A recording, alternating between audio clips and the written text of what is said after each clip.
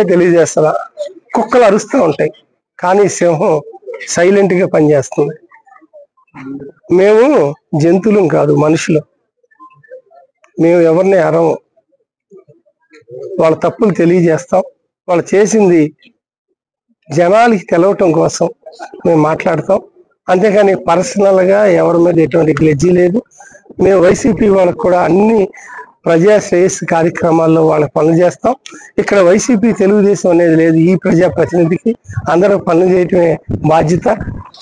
పార్టీలు వస్తాయి పోతా ఉంటాయి కానీ ప్రభుత్వం ఎప్పుడు కూడా ఏదైనా సరే ప్రభుత్వం ప్రజా వ్యవస్థ ఎప్పుడు కంటిన్యూ అవుతుందని మీకు ఈ సందర్భం తెలియజేస్తున్నా. పార్టీల గురించి మాట్లాడటం అంత కరెక్ట్ కానే కాదు. అలాగే నాయకుల గురించి కూడా అవసరానికి మించి ఎప్పుడు మాట్లాడినా అది సరైన పద్ధతి కాదు. నేను ఆ పద్ధతిని అవలంబిస్తున్నా. కష్టాన్ని చూసినప్పుడు, చెల్లించిపోయినప్పుడు ఆ కష్టంలో నుంచి వచ్చే మాటలే తప్పించి ఎవరో మీద కూడా పర్సనల్ గా దాడి చేయటం నా చర్య కాదని ఈ సందర్భంగా తెలియజేస్తున్నా.